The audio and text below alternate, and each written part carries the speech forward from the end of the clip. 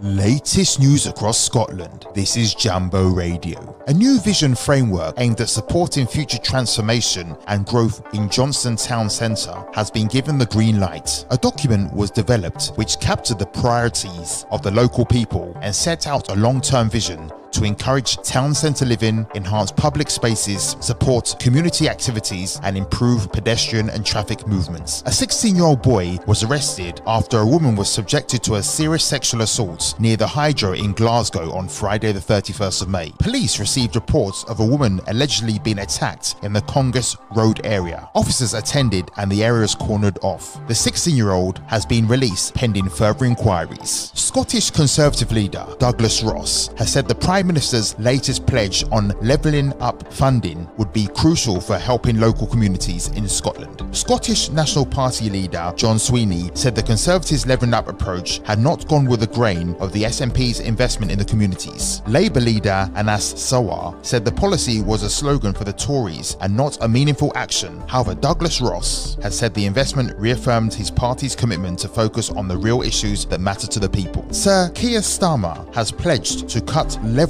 of net migration to the UK if his party wins the general election. The Labour leader said he would introduce new laws to train British workers to plug skills gaps in the job market and strengthen anti-exploitation laws. Although he did not give a time frame, he said, "Mark my words, a future Labour government will bring down net migration." And now for African news. South Africa's African National Congress has said they will not consider any demands from possible coalition partners that President Cyril Ramaphosa should step down. The ANC Secretary General Fikile Mabula said Ramaphosa would remain as party leader and any demands from others that he resign for talks to go ahead was a no-go area. And that's the latest from Jambo Newsroom. I'm Andrew Bainey. Established in 2006 as one of Glasgow's original mobile massage therapists, we deliver high-quality treatments with the ambition to forge permanent relations with clientele. We specialise in on-site massage, a type of treatment that has been specifically designed to complement the convenience and availability of massage at work. It is performed with the use of a specialist mobile chair, without the use of oils or the need to remove clothing. At Massage & Glow, we believe that massage should be a part of your everyday lifestyle. Regular massage not only relieves stress and tension, but also stimulates blood circulation, can help with pain management, and promotes good mental health. A must for your busy schedule. Various holistic therapies available. Contact us now on 07530 905 152 for your mobile massage therapist. Need security? Call Alpha One Plus Limited, a strategic security resourcing platform that connects you with licensed security personnel. We cater for our clients' security needs, from manned guarding, door supervision, event security, all the way up to close personal protection. Alpha One Plus Limited, your one-stop security solution. Call now at 44-074 2526 7909 or send us an email on info@alphaoneplus.com.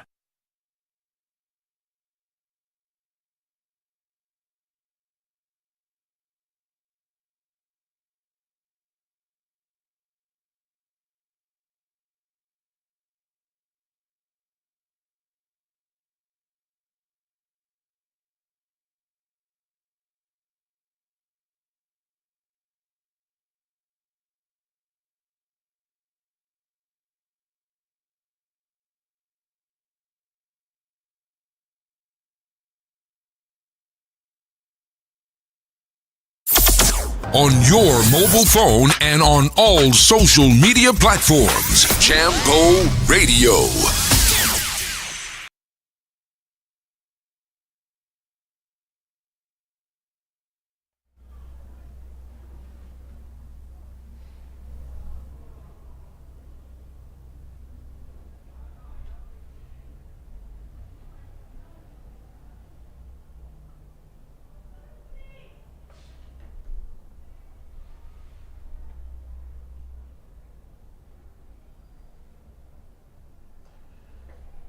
Hello, and welcome to Touchpoint with Tayo on Jambo Radio, the show where everything matters.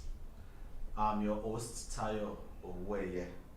And a Touchpoint, We explore vital issues that concern Africans in diaspora and beyond. We educate minds, address trendy issues. We actually engage African realities. So today on Touch Points with Tayo, we're looking at global shifts in immigration permits, recent changes, and their consequences. I have with me in the house, not actually in the house, but is in the house here, all the way from Canada, joining me live from Canada in a Jambo Radio Scotland studio, here in the heart of Glasgow, Olufemiloye Olu of, he's probably called Olu of Canada, and is a social entrepreneur, public servant, a public analyst in Canada, a doctoral research fellow at the University of Saskatchewan. I hope I pronounced that very well. And he also obtained his master's from the same university as an international Dean Scholar. His specialization is at the intersection of public policy, economic development, and capacity building for newcomers and other underrepresented groups in Canada. Holu, you're welcome to Touchpoint with Tayo. Hi everyone, thank you so much for having me today on Touchpoint. I'm very glad to join you here today and excited about the discussion we'll be having today. Thank you. Wow, it's good to see you. Holu, how are you doing? I am doing very fine. It's spring in Canada right now. Summer is coming. Wow. I'm excited about a very warm summer, and we're looking forward to having a very, very amazing and interesting summer this year. Wow. We are also getting into summer here, and hopefully we'll be having the same experience. So viewers and listeners, you can join the conversation live on Jambo Radio Scotland on our social media handles. You can watch live. As you're watching live, I'm sure quite a number of people are watching live via the YouTube platform, Jambo Radio Scotland, and also on the Facebook platform, which is also on Jambo Radio Scotland. On X, which is formerly called Twitter, at jamboradio.scot, and on Instagram at jamboradio.scotland. You can also email us at jamboradio.scotland at info@jamboradio.scotland. Sorry for that. And send us your comments, send us your opinions, contributions on the topic of global shifts in immigration permits, recent changes, and their consequences. Olu, let me start with this. Recently, I was checking your IG platform, and there was a part where you held the red passport. How does it feel to have the red passport? I think in Canada it's the navy blue passport. It's a navy blue. Oh, okay. Navy blue passports. I mean, it's a privilege that also comes with some rights and responsibilities as well. It feels so great. I'm going to be honest with you, especially for an individual like myself that has this global mindset of like tapping into global opportunities across the world and needs to move around, to travel to different countries very often. So that has given me access to more than 185 countries right now, where I don't need to apply for visa, or I can get visa on arrival easily. So very grateful to God, grateful to Canada for that opportunity as well. Oh, wonderful. So no queuing up and no... You know all it is. you know all it is.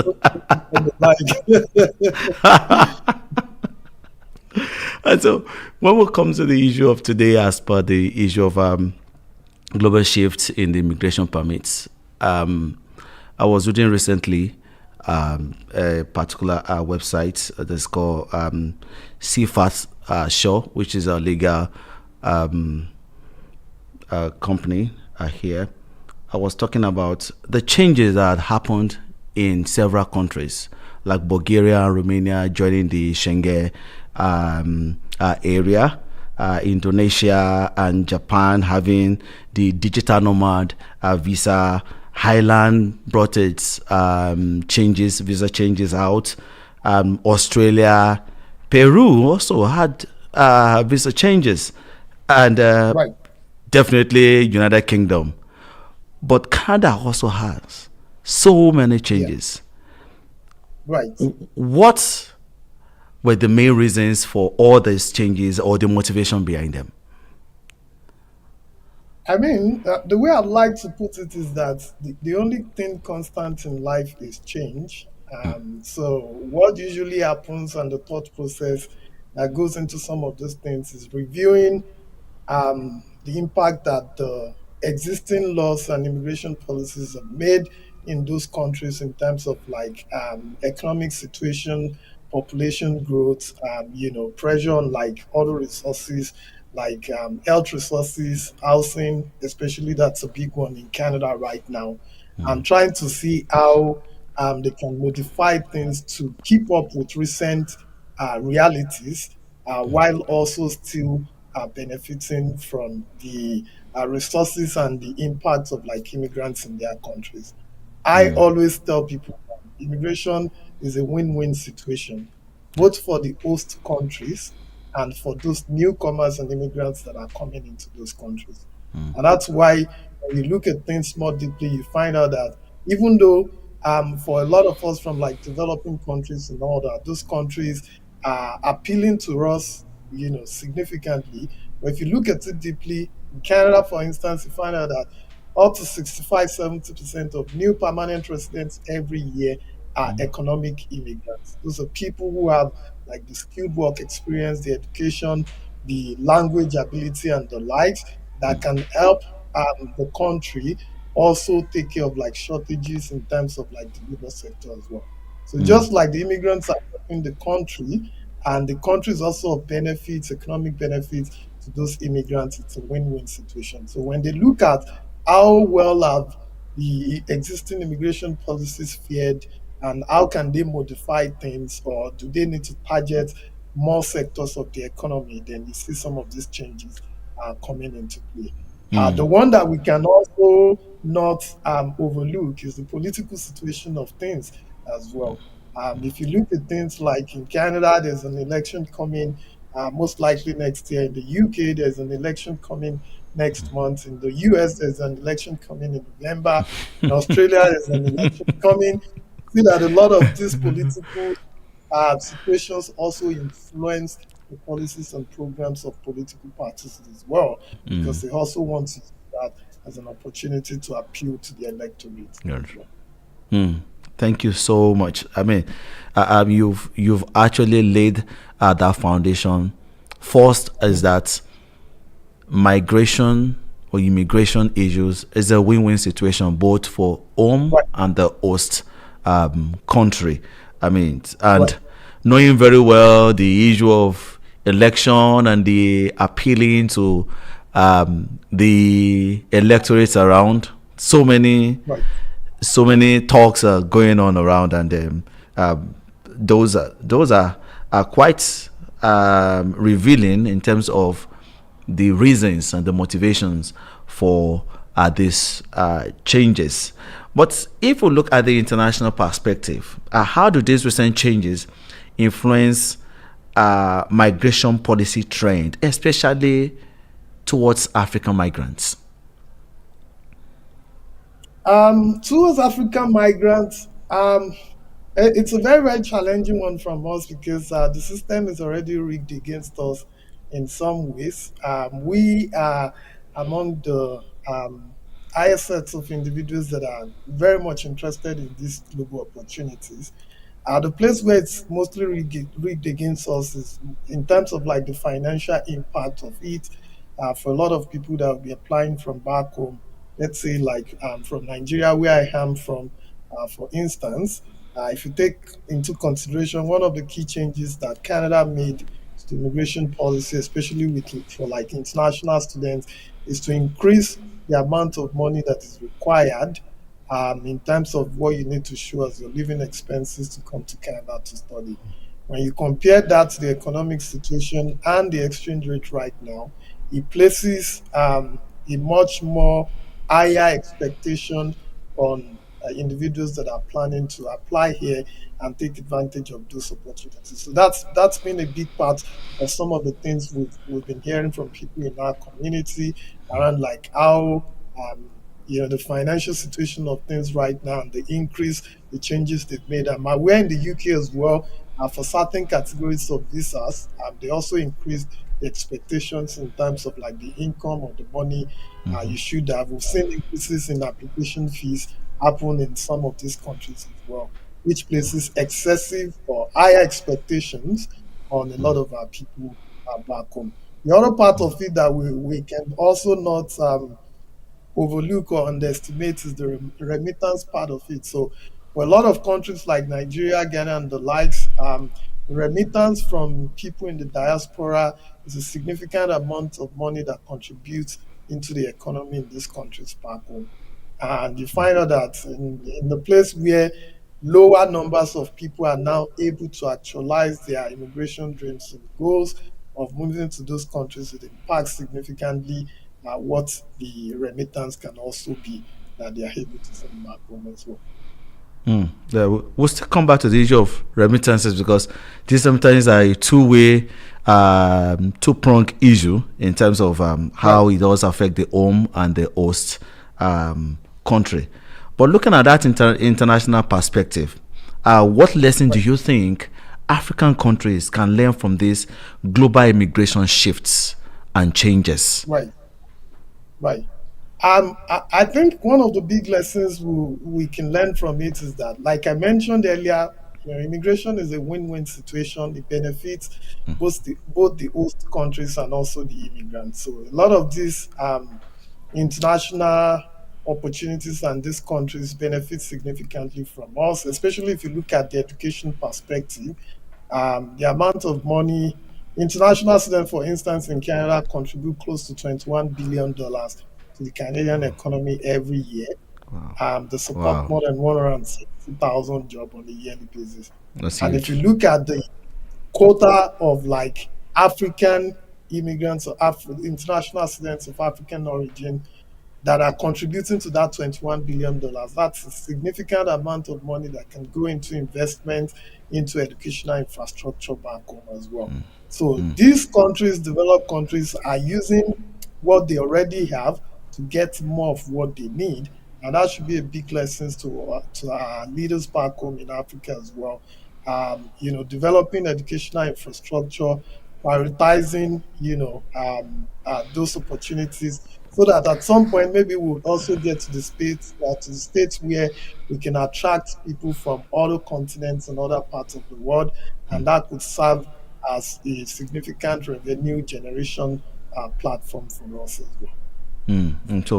So in terms of our countries, African countries, they need to just upgrade their games and have a much more focused educational listen. But in terms of even them upgrading their games at the present times, would you say that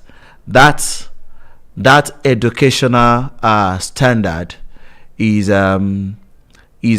worthwhile, that people can really stay back at home rather than just in terms of jackpying, people just want to move? Right. I think that's part of the conversations we need to have with ourselves back home. We can do much more better. I strongly believe, I did my first degree in Nigeria, went to a government-owned university in Nigeria, and I strongly believe even the little we learned back then, back home, found the foundation that we were able to build on when we moved out to other countries to do graduate study and all that. But that doesn't mean there's no room for improvement. We have a lot of work to do in investing in educational infrastructure, in overhauling our curriculum of study to make it at par with international best practices and standards, to invest money in faculty education and research and those other things that can make us level up and be at par with other international universities as well. So while we have the little to form the foundation on, there's still so much work to be done to build on those foundations as well. Oh, thank you, Olu. So many perception and reactions towards the news of immigration changes, and I'd like to have your points on the views of public reactions to these changes in immigration policy. How do you think people how have different people reacted to it? So many noise around about it. Is it the noise of joy or the noise of uh, of a sadness that, oh, they have cut the gate for me? What would that reaction look like to you? It's always mixed reactions depending on which side of the coin you are. So if you're a prospective international, I'm going to use Canada as an example. Yeah. One of the changes that was made to Canadian international student program recently was that in the past, all levels of studies can come with their family members, their spouses to get spousal open work permits, and the children to also attend schools in Canada. But recently, they made changes to that, sometimes in March, and now not all levels of studies can allow you to come with your spouses while you are still a student or currently studying.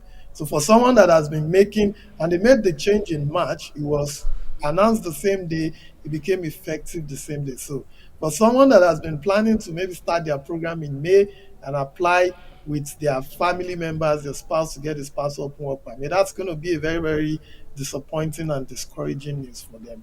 So depending on the side of the coin you are, what we've seen in recent times is that the reaction to those changes are always mixed reactions.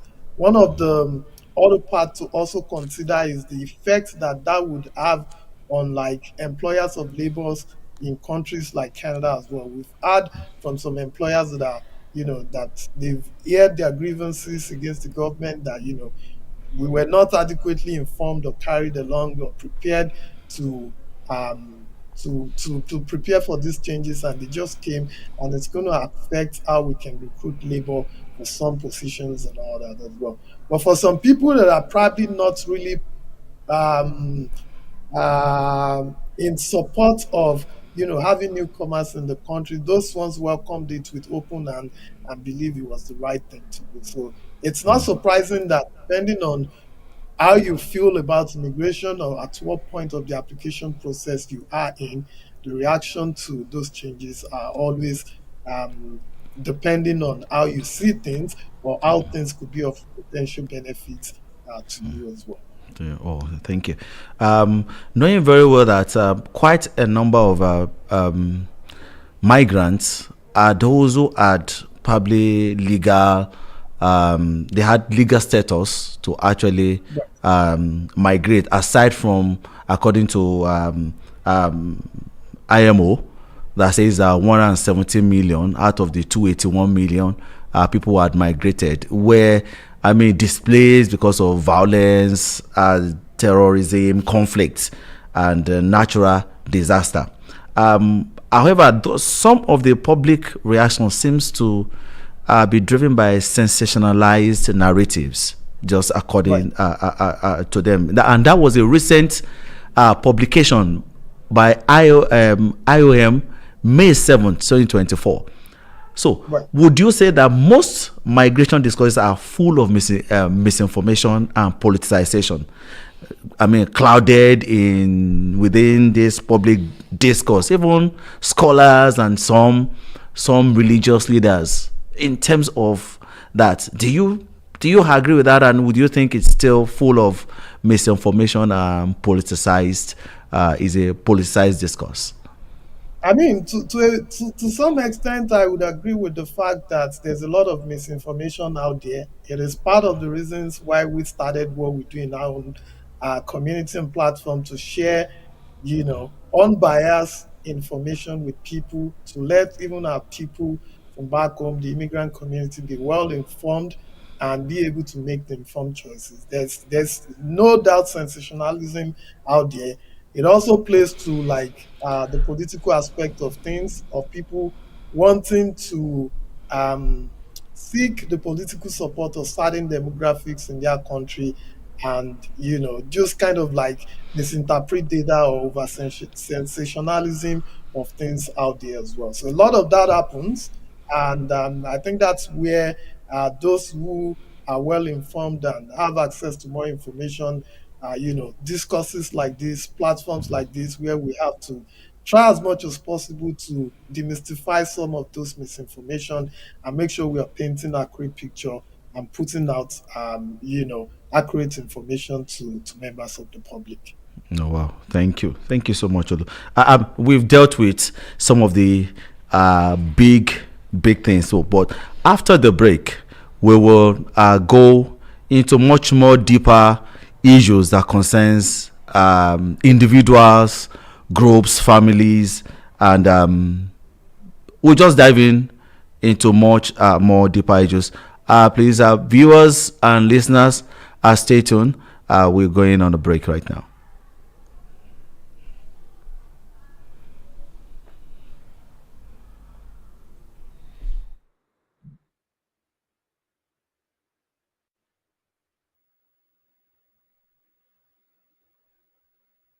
Do you live in North Lanarkshire? Are you looking for a job? Are you looking for funding and support to start your own business? Well, if you're a parent and you live in North Lanarkshire, that's towns such as Cumbernauld, Shotts, Wishaw, Bellshill, Kilsyth, Motherwell, Coatbridge, Moodiesburn, etc., then People Plus can help you. People Plus are running the North Lanarkshire Working for Families program. At People Plus, we have brilliant employment and self-employment opportunities for parents who live in North Lanarkshire.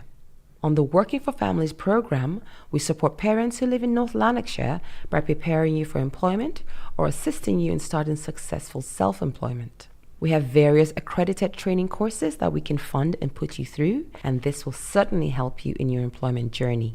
If you've been toying with the idea of starting a business, we'll be happy to help you start up. If you already have a business you've started, we'll be very happy to help you with funding, advice, etc. We're flexible and we will work around your schedules, as being a parent takes priority, of course. If you like a full-time or part-time job, some training, a placement, etc., we can support you, prepare you, help with your CV needs, interview prep, training needs, and job opportunities. So how do we help you with self-employment, you ask?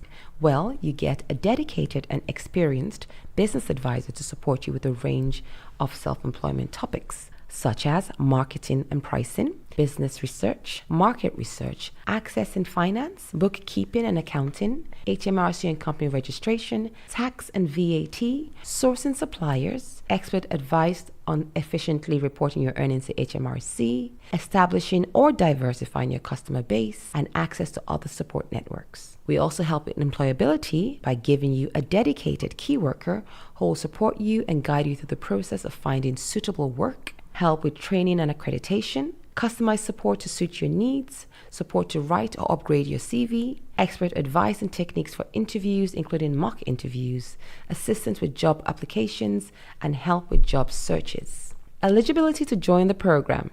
You must be a parent and you must live in North Lanarkshire. Just contact BB McKinley at email scotland.ef@peopleplus.co.uk. That's scotland.ef@peopleplus.co.uk, or call the number 07814 061 565. That is call or text 07814 061 565. Contact us today and we'll be happy to support you into work or self-employment. On your mobile phone and on all social media platforms, Jambo Radio.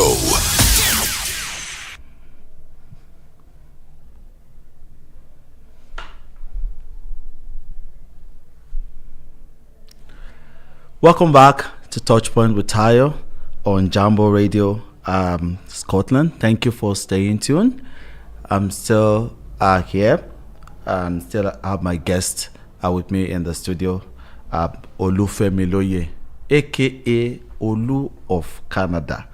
Olu, you still there? Yes. Okay. So for our viewers, please, you can and sending your comments, sending your contributions to these issues that we are discussing right now. But I'm glad to tell you that this is just the part one of the discussion that we're doing. I'm sure quite a number of people want something deeper. But I've also had some discussion with Olu, who has graciously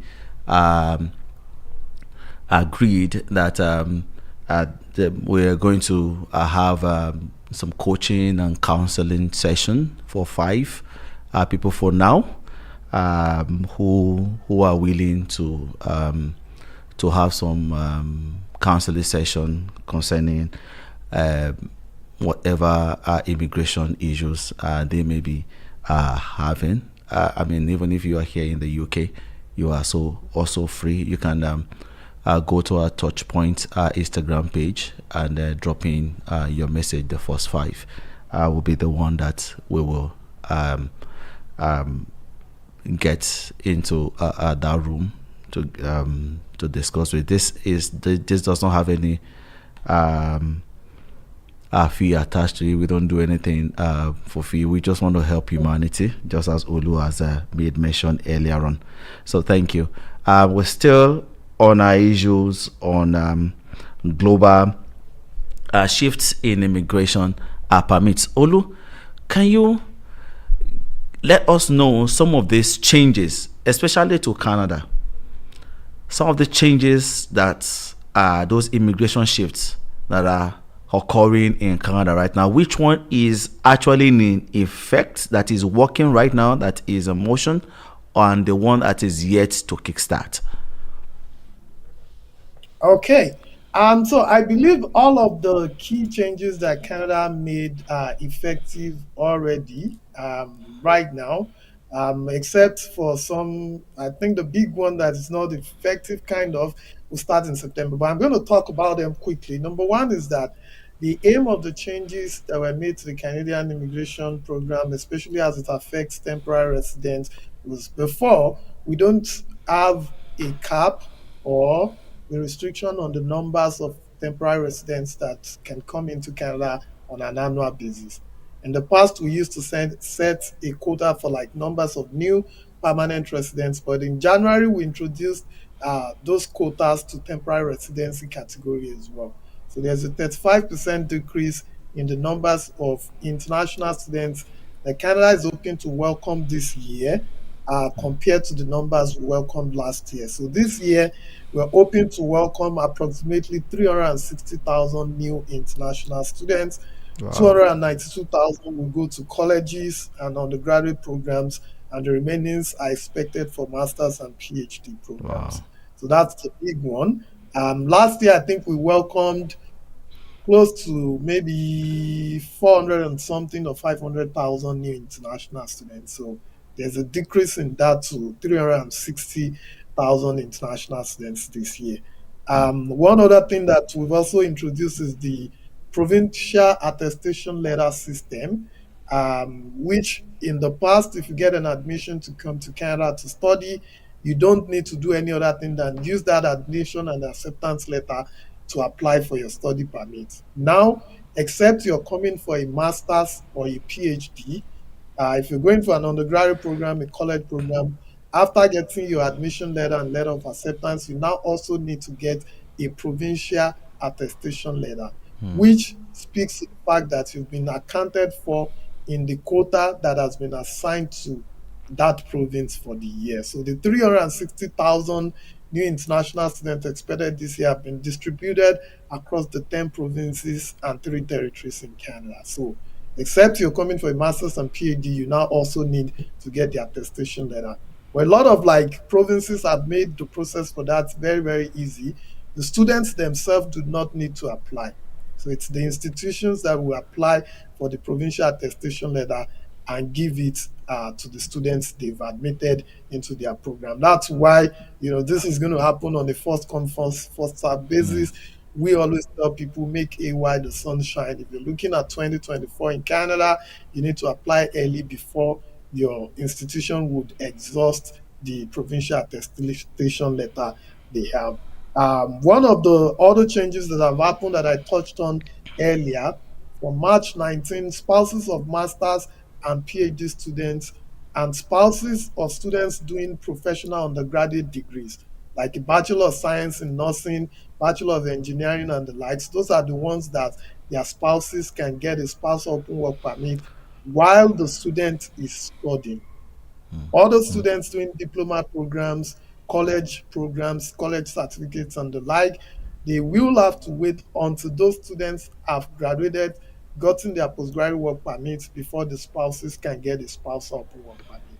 But that doesn't mean the spouses cannot come to Canada with them as well. They can come on a visiting visa, they can look for employment and get an employer specific work permit and the likes, but they can't get a spousal work permit. The big change to that I would add quickly, in the past, if you do a 1 year program in Canada, you get a 1 year work permit as a student. If you do a 2 year program in Canada, you get a 3 year postgraduate work permit. But right now, for master's degree, even if you do a 1 year master's degree, this is a very beneficial change. You will still get a 3 year postgraduate work permit. That's one That's of the it. additional changes they've made that is much more beneficial, especially for master's degree students. And that speaks to what I mentioned earlier, that they review some of these policies and changes and see, oh, we need more of master's degree students that are doing research, that are doing, programs that contribute to the labor market, and they want to encourage those ones to come. That's why they've made that positive change as well. In addition to that, we've also introduced the quota for like temporary residents in Canada. That has never happened before. So we're hoping that it's going to reduce the number of like temporary residents in Canada by 20%, in the next foreseeable future. So temporary residents are like international students and then temporary foreign workers as well. One of the changes that has also happened recently is a change to the amount of money you need for the living expenses in Canada. In the past, if you're coming to Canada to study, you only need to show that you have up to 10,000 Canadian dollars in addition to your tuition fee.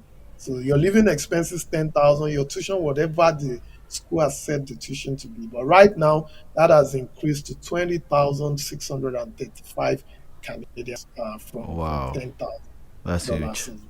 Those are That like is some huge. of that exactly. So that's why I mentioned earlier that part of the impact is like the financial expectation and additional expectation that has placed on a lot of like immigrants. And then when you think of like countries back home where the exchange rate is also not favorable, it means a lot of money for many people right now. But we are hoping in Canada's situation, these policies, they've stated that they're going to be in place for 2 years, so which means we are going to get a review in the next 2 years or thereabout, when they've seen what the realities are saying at that time, and if there's a need to relax things a little bit or make certain changes as well. Let me quickly ask this in terms of finance. For someone who Yes. had gotten admission and had applied for visa and was turned down, what could have been the issue? It's a number of reasons. So for Canada, when your visa is refused, you get a refusal letter that will just highlight the point. However, there's a file you can request for. We call it the Global Case Management System file, which is the GCMS notes, that will speak into details of why your application was refused, whether you did not have sufficient funds. So when making a decision on a study visa application, there are three things as stipulated by the Immigration Refugee Protection Act that the visa officers will focus on. Number one is the purpose of coming to Canada to study. Is your education, are you able to defend or justify why you want to come to Canada as an international student? Is your education a reasonable expenses? Is it showing either career progression or academic progression, or you're making a change in career? For instance, let's say somebody that has a master's degree already, and then you're saying you want to come for just a 1 year undergraduate diploma in the same area where you have a master's degree. That's not a convincing progression, except you have a good justification to come and do that level of study and program. The second one is that you have sufficient amount of money to defray the cost of studying in Canada without having to work. Even though as an international student, the opportunity is there for you to work part-time while the school is in session and full-time when the school is on scheduled break. But they don't want you to give the impression that it is the work you're coming to do that you want to use to support yourself. So you must be able to show that ab initio, before you get into Canada, there's sufficient amount of money to cater to your study. The fund is genuine, it is accessible to you. Even if you are using a sponsor, you can still have access to the fund, and it is available as of when you will need the fund. So that's the one that a lot of people struggle with, especially when they're using a third party individual. If I'm saying the uncle of my brother would be the person that is supporting my education, has the person done that in the past? Have they been able to show financial support for me in the past? Do I have documented evidence of that? In addition to that, how much do I need? How much do they have? You understand? And if they take out the money I need, do they still have enough funds to take care of other financial obligations they have? You know, and what other commitments have they made? Have they helped me to pay tuition? Have they released the funds to me? Things like that are some of the things to take note of. And then lastly is that you have sufficient socio-economic ties or family ties back home, um, things that will compel you to leave Canada if your visa expires today and you are not able to move into another status. So that's also a very, very important one. You can talk about things like your employment prospect back home, your membership of social organizations, the family members you have, and things like that. So as long as you are able to convince and provide documents speaking to those three areas I mentioned, then you've increased the chances of getting an approval for your study visa application in Canada. Thank you so much, Odu. And I think the issue of impact on immigrants had actually been dealt with those explanations. I would like to look at the impact of these changes. I mean, you can just choose how you want to deal with this Okay. of this new immigration policy, both on the host and the home country. You made mention about it, more like touch point on it, especially the economic and social consequences, either both on positive and negative side.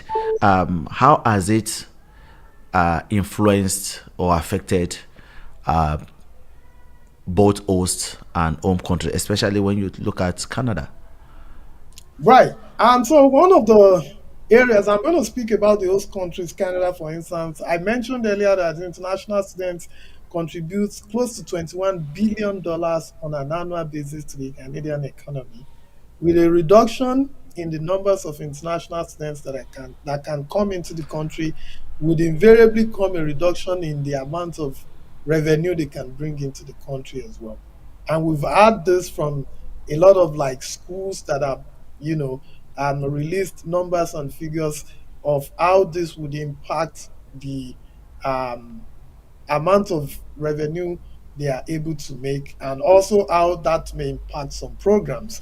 So we've heard from some institutions all over the news that some of them would probably have to make the difficult decision of cutting out some programs or merging some programs with each other, which would also affect their faculty members. They have no other choice than to cut staff in some situations and lay off some people.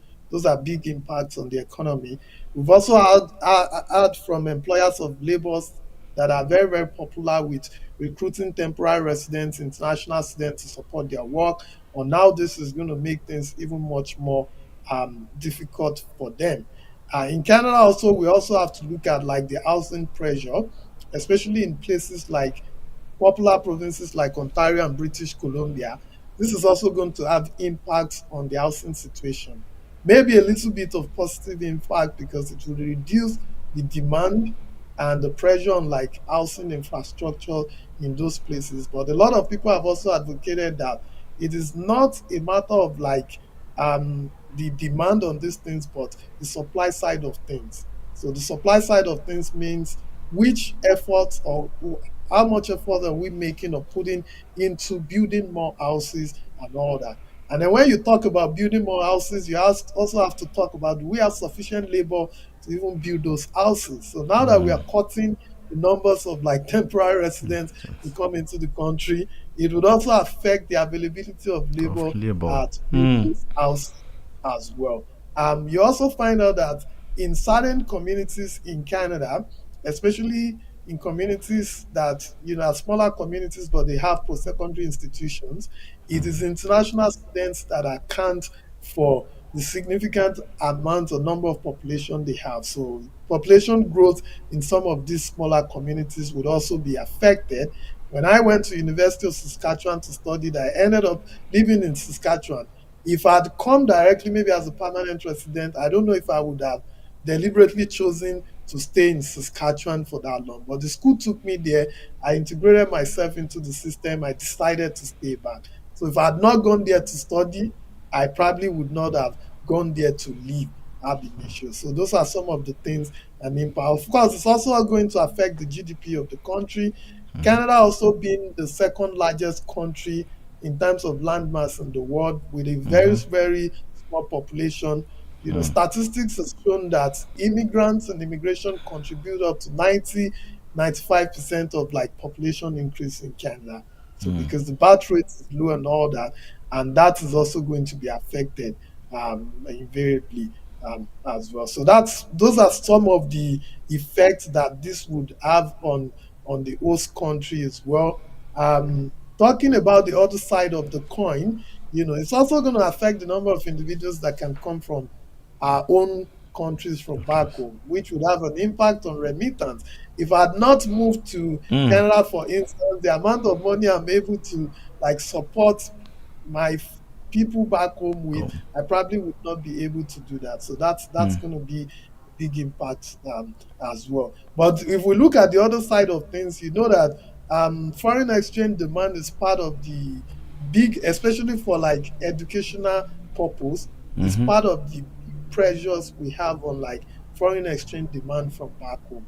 So if not so many people are moving here, then maybe that would also reduce the demand for this foreign exchange from back home, and we can also channel that into other things, also into other foreign direct investment and things like that. So if we look at some of these things critically, like I mentioned earlier, it's a win-win situation. There's no clear winner and there's no absolute loser on both ends of the divide. Olu, if I would like to throw some points into that remittance issue. I was reading some statistics that between 2000 and 2022, right, the percentage of increase in international remittances was like 650%. I said, wow, within 22 years, 650% increase. But you know what? It means that it rose from $120 billion to $831 billion. It's huge. That's a lot of money. Yeah, it's a lot of money going back to African countries and all this, and most of this, these remittances, as at out of this 831 billion in remittances, $647 billion was sent to migrants in low and middle income countries. With the noise and the issue of people in quotes jackpotting, do you think with these recent changes, do you think it will be easy for remittances to be sent back home if there's a reduction in jackpot people? let me use that. I think the amount of money would undoubtedly be affected. If not so many people are getting out, then the opportunity for so many people to send back, remit money back home would also be affected. The other side of the coin that I'd like us to probe further, maybe we can do some research on this, is Yeah. also the increase in the amount of money that have left our countries from back home to these places. As more students, compared to like 10 years ago, I don't think the numbers of Nigerian students going to the UK and So Canada to huge. study has been this huge, you understand? Which means even the money will, and a lot of these students, let's be honest with ourselves, would have to at least pay their first year tuition and things like that with money from back home. So I'd like to see how that has, the amount of money that has also, or the increase in the amount of money that is taken out of our country as well to this country, so that people can see again that I tell people, international students in particular, maybe because I have a bias, I came as an international student myself, they've been a blessing to many of these countries. You understand? The labor gap they fill in those countries, 170,000 jobs that international students fill in Canada on an annual basis. Those are gaps that, if there are no individuals to fill those gaps, the economy will feel it significantly. You understand? But that being said, back to the question you asked, even from back home, for people that are very, very critical about people leaving the country, my advice to them is that exposure is very, very important. Not everyone who leaves to study outside of, let's say, Nigeria or Ghana would not return back home. The knowledge, the experience, the skills, the capabilities, the insights they see on how things are done in those other countries are things that a lot of people, myself inclusive, are very, very prepared and looking forward to the opportunity to go back home and impact on our own society as well. So that's the viewpoint I'd like a lot of people to look at things from, in terms of like, let's see this as a learning opportunity and the opportunity to learn how things are done in other places, in other countries, and what can we learn from those ways of doing things to address some of the challenges we are experiencing back home as well. Yeah. As a policymaker, we're about to. We know we can't get this. That is a question I'm going to keep till next week, because we're having part 2 of this discussion. Next week is going to be more of laid bare. Then we're talking about macro issues now, and all those economic stuff now. And as someone had made mention on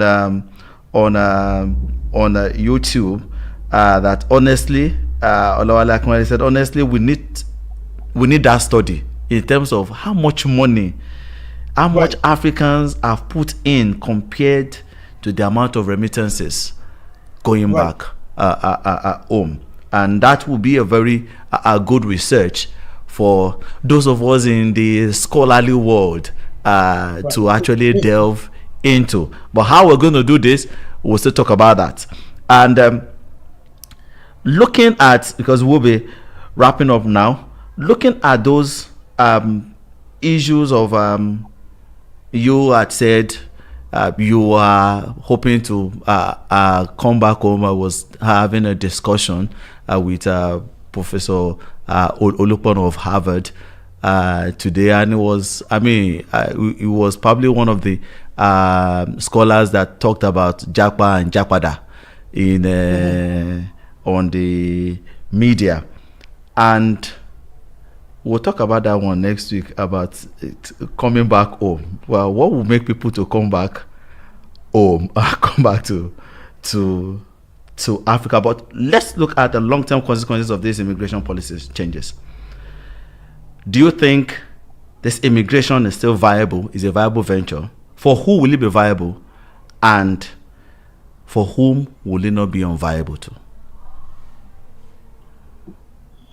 I think for a lot of people, viability would also depend on so many things. But I always encourage people, when you look at the policies and programs in these countries, they are tailored towards skilled immigrants.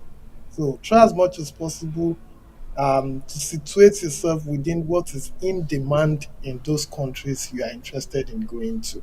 That's where it becomes much more productive for you and also beneficial for you. If we look at like studying outside the country, for instance, I always tell people going abroad to study is an investment.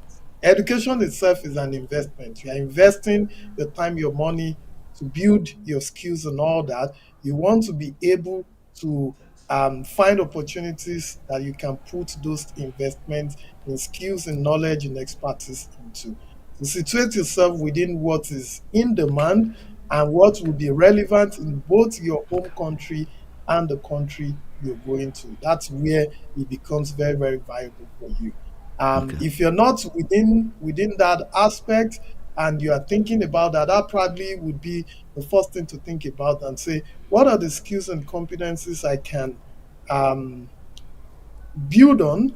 What are the experiences I currently have? What are the transferability skills I currently have as well that I can build on in terms of like when I go to these countries, what are those areas I can look into to own my skills further, and how beneficial would that be for both my host country and my home country that I'm going for? I think the way that a lot of people need to start looking at these things is just not from a survivor mentality, but from thriving mentality as well. It's not just about I just want to get out and carry my bag and jump. I understand like the frustration with a lot of people back home and how people are seeing at things, especially from the economic viewpoint of things. But I'm urging a lot of our people to take things one step further and say, I'm just not going to this country to survive, but what can I do to also thrive when I go into that new country, or even if I decide to jackpada and go back home, what are the skills and competencies I can take back home? That's when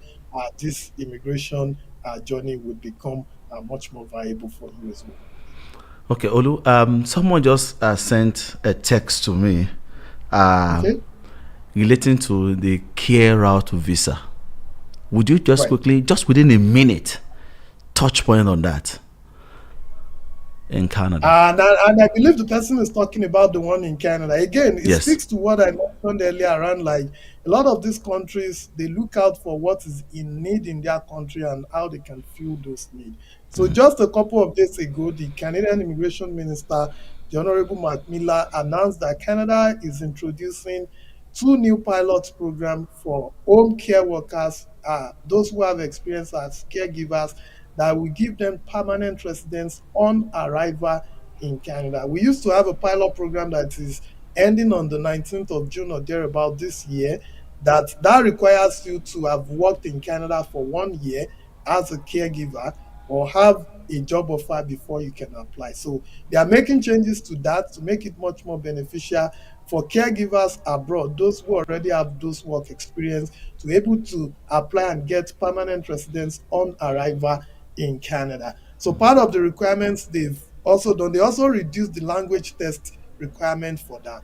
It used to be like a Canadian language benchmark 5, but they are reducing it to a benchmark 4 right now. So you need to do a language test. The education requirement for that right now is just a senior school certificate. So just O level is what they require for that right now. There are some other requirements. You need to have related work experience, but the application period for that program has not started. It's going to start in September. So between now and September, we'll get more detailed information on the requirements. But I'll say start preparing your language test, start preparing your work experience to show that you have maybe at least 1 year of work experience in that related area. And if you also need to do like degree assessment for the degree you have, start preparing that. And start also looking for like job opportunities in that area as well. Thank you so much, Olu. Parting shot. Olu speaks. 15 seconds.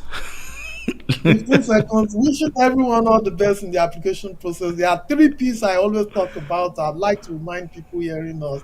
Plan, plan, plan. Very, very important. Plan your immigration process way ahead. Have a plan A for your plan B and a plan C for your plan B.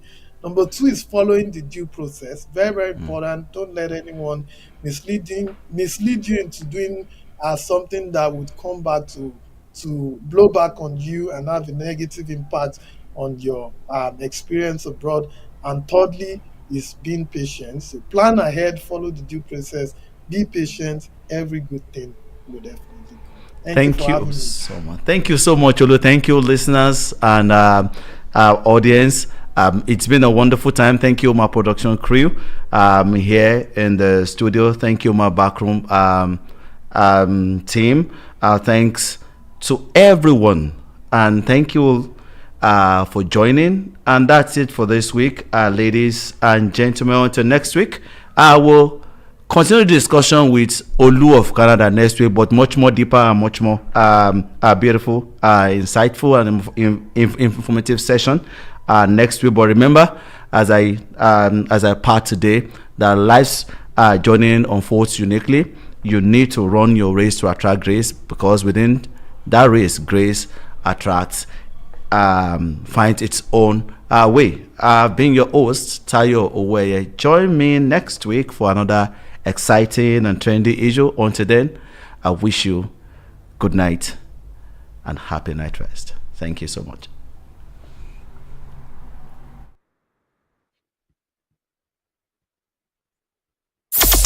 On your mobile phone and on all social